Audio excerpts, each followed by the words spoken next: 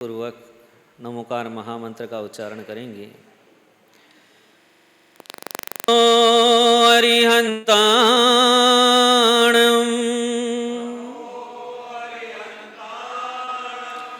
नमो सिद्धाणं नमो सिद्धाणं नमो आयर्याणं नमो आयर्याणं नमो वज्रायाणं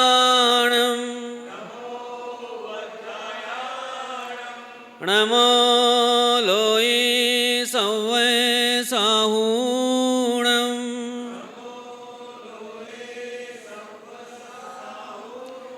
जय बोलो देवादिदेव श्री 1008 शासन नायक प्रभु श्री महावीर भगवान की, परम पूज्य चार्य चक्रवर्ती आचार्य श्री शांति सागर जी महाराज की, परम पूज्य गुरु सागर जी, पूज्य वात्सल्य वारदी गुरुवर आचार्य श्री वर्धमान सागर जी महाराज की, जैन धर्म की।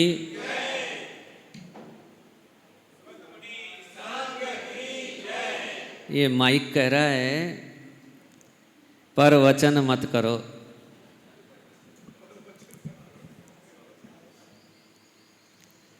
अभी निवेदन किया है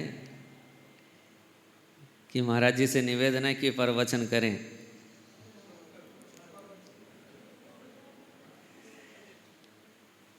आप नाराज नहीं होना है ना? हाँ, प्रवचन।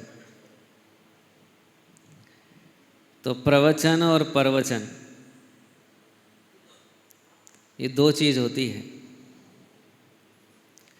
प्रवचन का अर्थ होता है उत्कृष्ट वचन, जो कि तीर्थंकरों के द्वारा, ऋषि मुनियों के द्वारा कहे गए हैं, उन वचनों को कहना ये प्रवचन है। और परवचन का अर्थ है कि जो दूसरे लोगों के द्वारा कहे हुए होते हैं, उनको अपनी जिह्वा से बोलना, ये परवचन है। परवचन से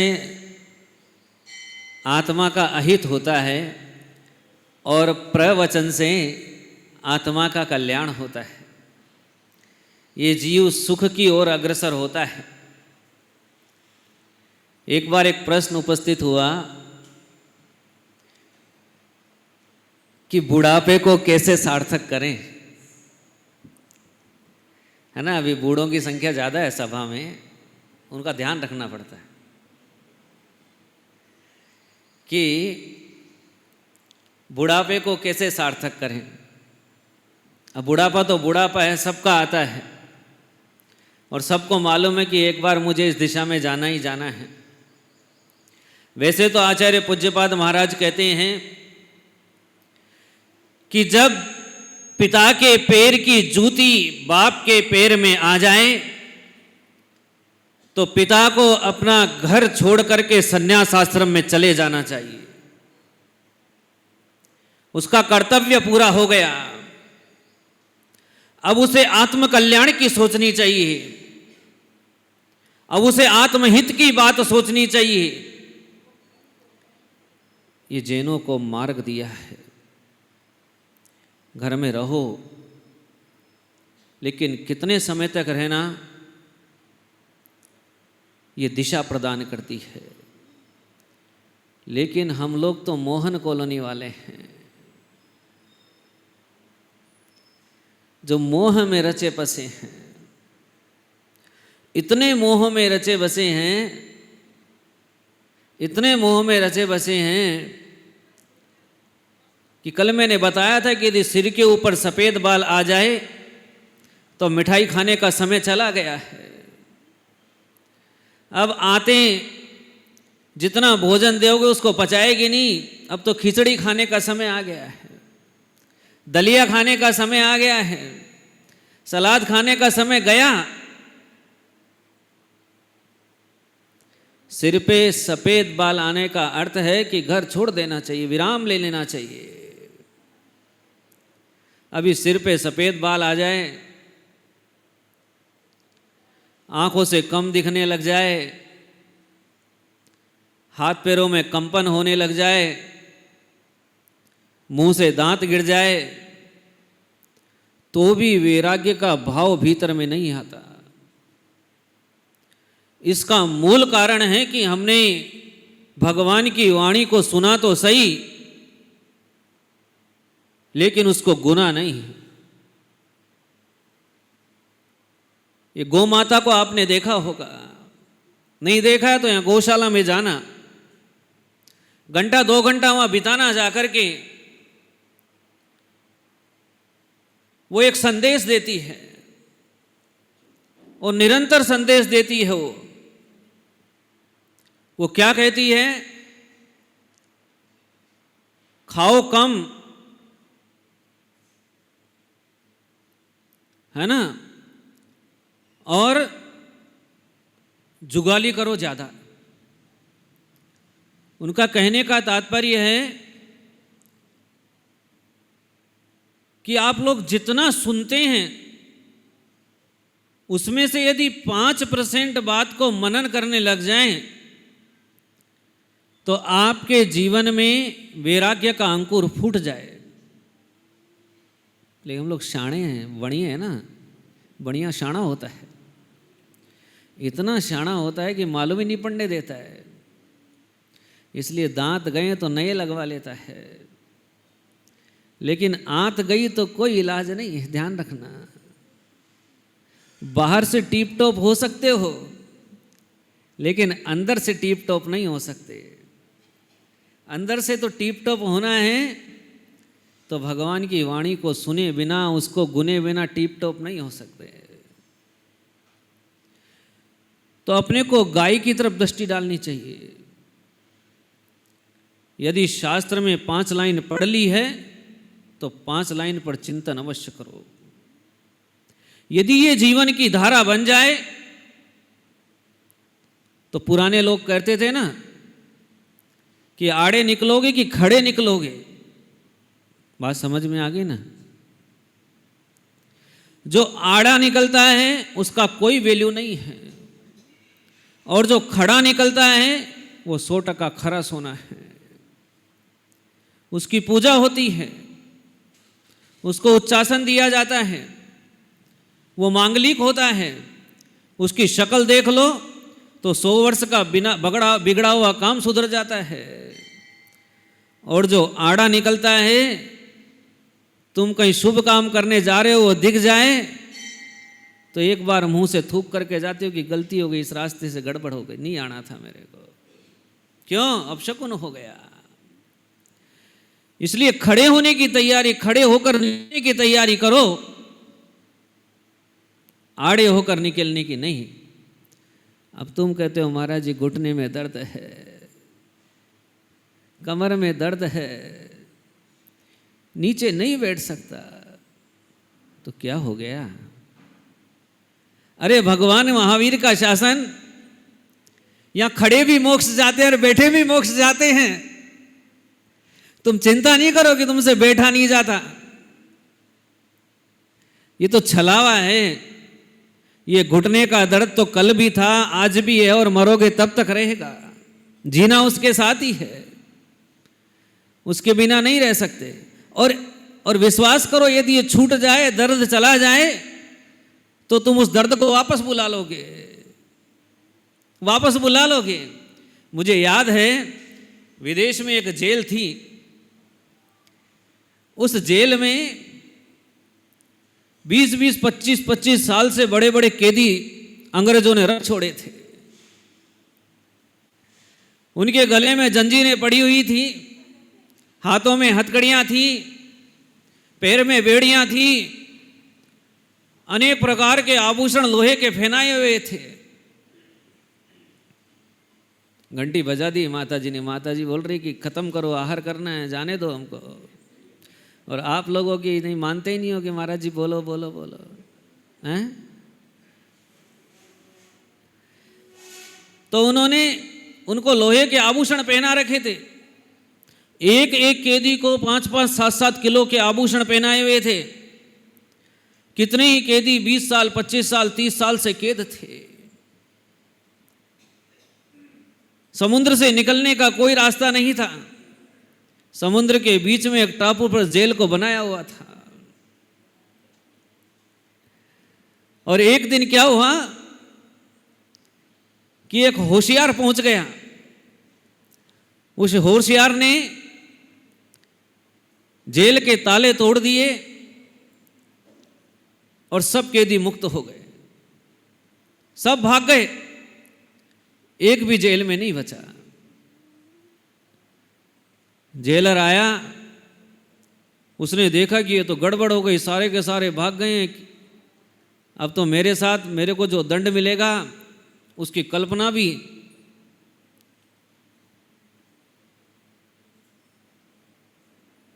अब कहां पकड़े? तो उस जेलर ने अपने सिपाहियों को बुलाया और उनको बोले कि जाओ तलाश करो, उन कैदियों को पकड़ करके लाओ।